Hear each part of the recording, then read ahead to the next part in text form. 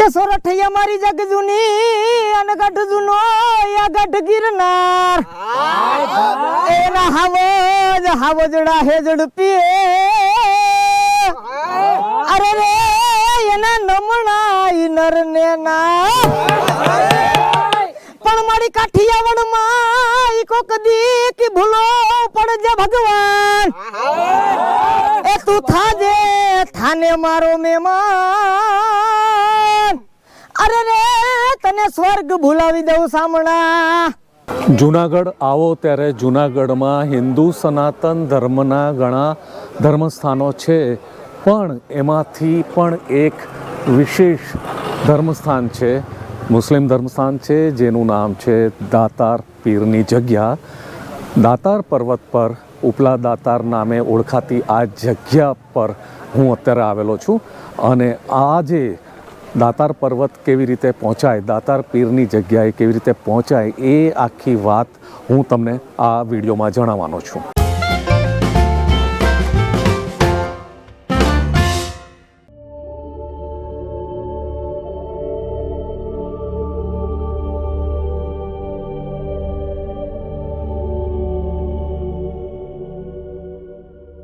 મારી પાછળ આ જે જગ્યા જોઈ રહ્યા છો ત્યાંથી જવાય છે દાતાર પર્વત ઉપર। અહીંયા નીચે પાર્કિંગની જગ્યા છે અને પાર્કિંગથી આ જગ્યાથી ઉપર પગથિયા શરૂ થાય છે અને આ પગથિયા ચડીને તમારે ઉપર દાતાર પર્વત ઉપર જવાનું રહે છે।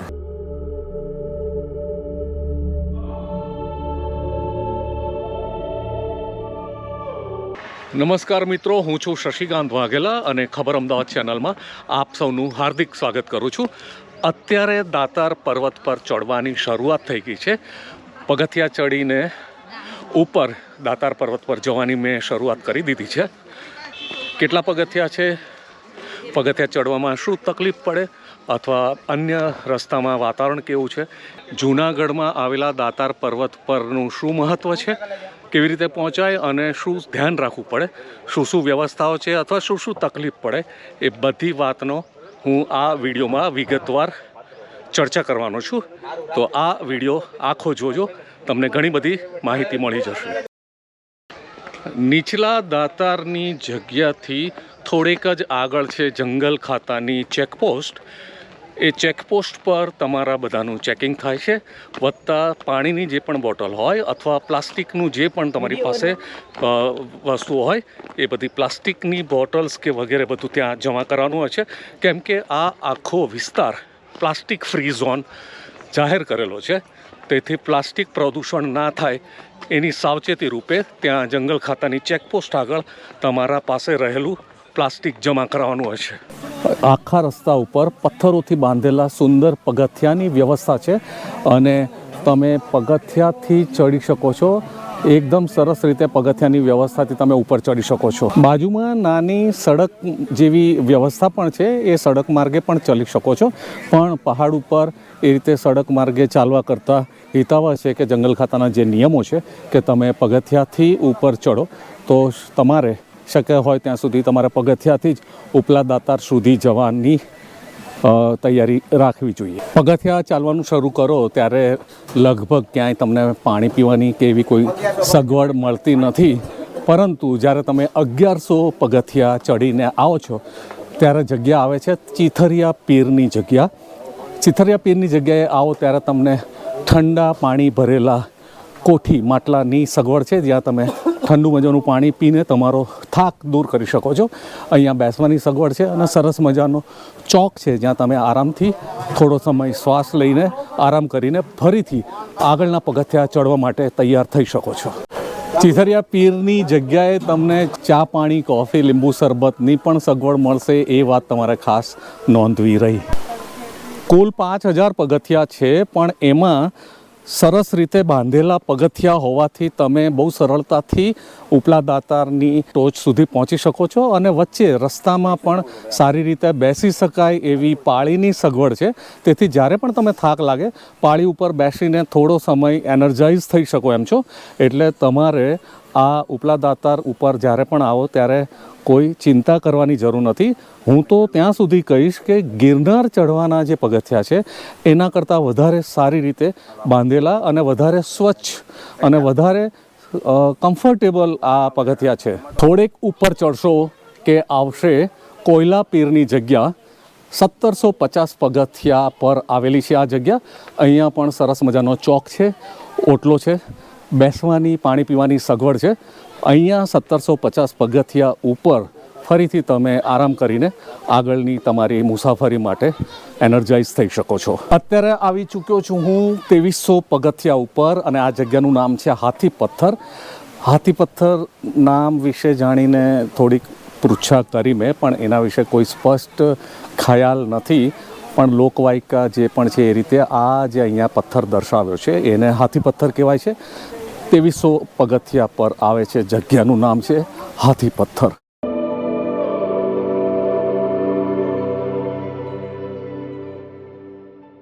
આ જગ્યા પર જ્યારે તમે આવો છો ત્યારે તરત જ સામે ઉપર પહાડની ટોચ ઉપર દેખાય છે ઉપલા દાતારની જગ્યા.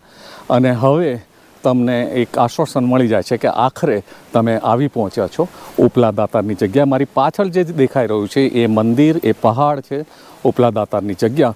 હવેની જે ચઢાઈ છે એ જરા વધારે કઠિન, વધારે ઊંચાઈ, વધારે સ્ટીપ ચઢાઈ બની રહેવાની છે.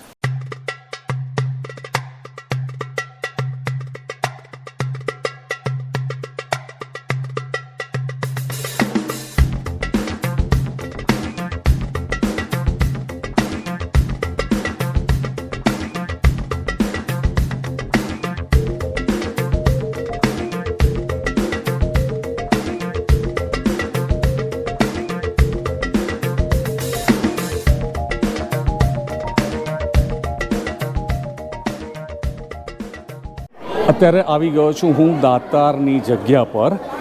આજે રવિવાર હોવાના કારણે થોડી ભીડ વધારે છે. અંદર દાતારની જગ્યાના દર્શન કરી લીધા છે. રવિવારના કારણે ભીડ હોવાના કારણે એમણે ત્યાં અંદર શૂટિંગની પરમિશન આપેલી નથી. દાતારની પીરની જગ્યામાં અંદર શૂટિંગની પરમિશન નહીં હોવાના કારણે આપને એ જગ્યાના દર્શનનો લાભ આપી શકતો નથી. પરંતુ અત્યારે એ દાતાર પીરની જે જગ્યા છે ત્યાં એના ચોકમાં હું અત્યારે ઊભો છું. દાતારની જગ્યાએ તમને ચાની પણ વ્યવસ્થા છે. અહીંયા આખો જગ ભરીને ગરમા ગરમ ચા મૂકેલી છે. તમે જાતે જ તમારી રીતે બાઉલ લઈને તમને જેટલી ઈચ્છા થાય એટલી ચા પી શકો છો. તો અત્યારે હું દાતારની જગ્યામાં અત્યારે આ ચાનો આનંદ માણી રહ્યો છું. Thank you.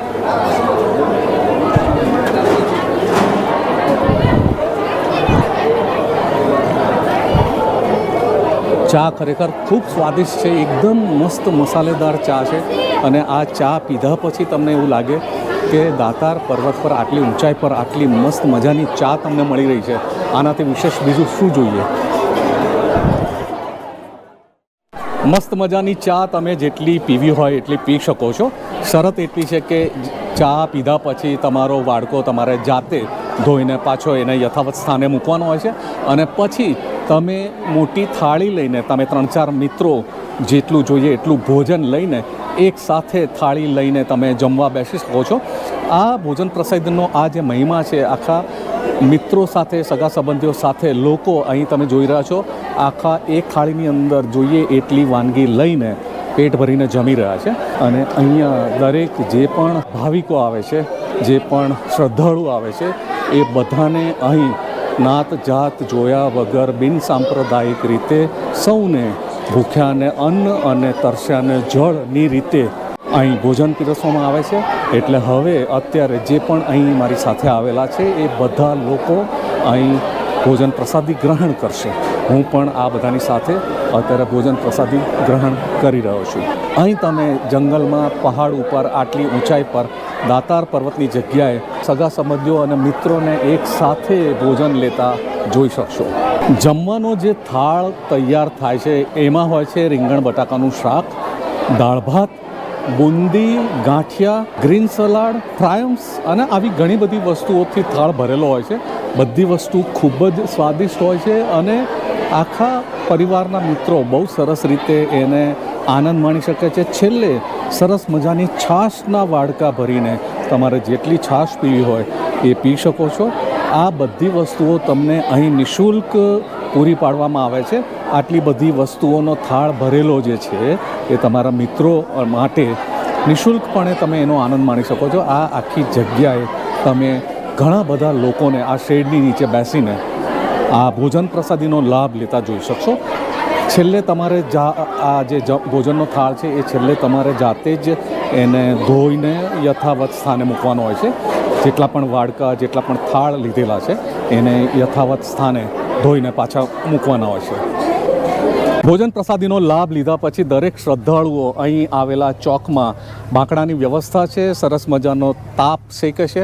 શિયાળાની સવાર છે એટલે સરસ મજાની ધૂપ અહીંયા શેકતા નજરે ચડે છે.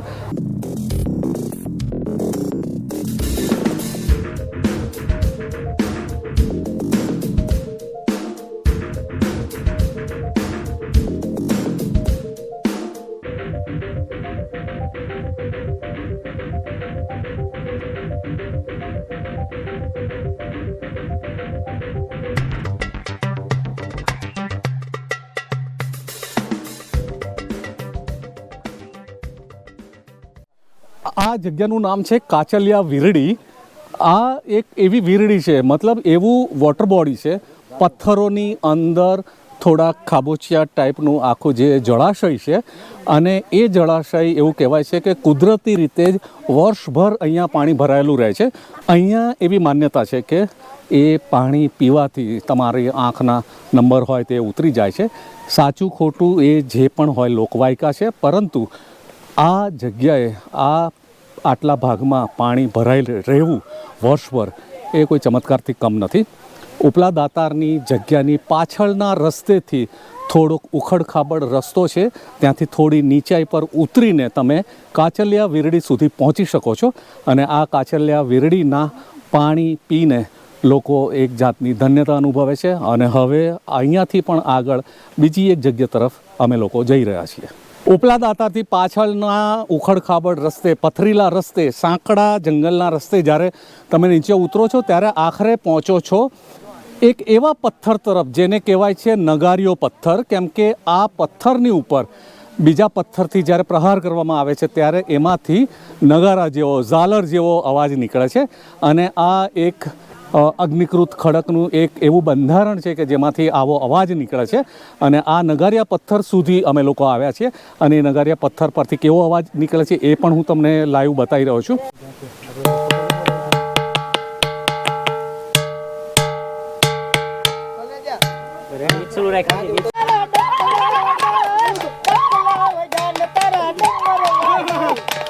ઉપલા દાતારના નગારિયા પથ્થર પાસે મને મળી ગઈ એવી ટીમ કે જે અહીંયાની લોકલ છે.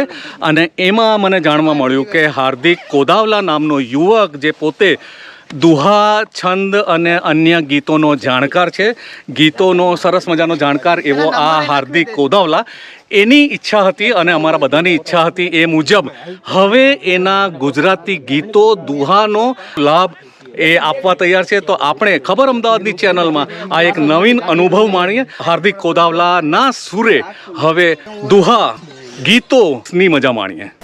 કે સોરઠિયા મારી જગ જૂની અને ગઢ જૂનો યા ગઢ ગિરનાર એના હાવજડા હે ઝડપીએ અરે રે એના નમણા નર ને ના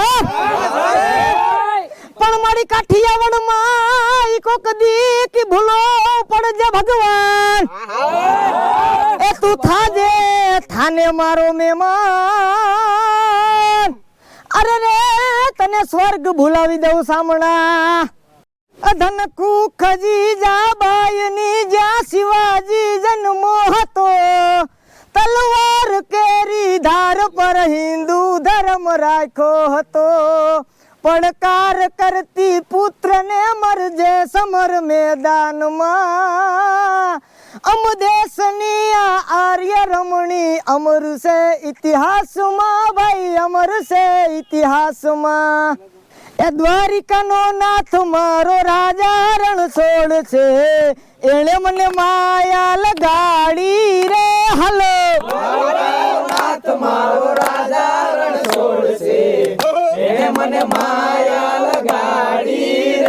એ દ્વારિકાનો નાથ મારો રાજા રણ છોડ છે, એણે મને માયા લગાડી રે.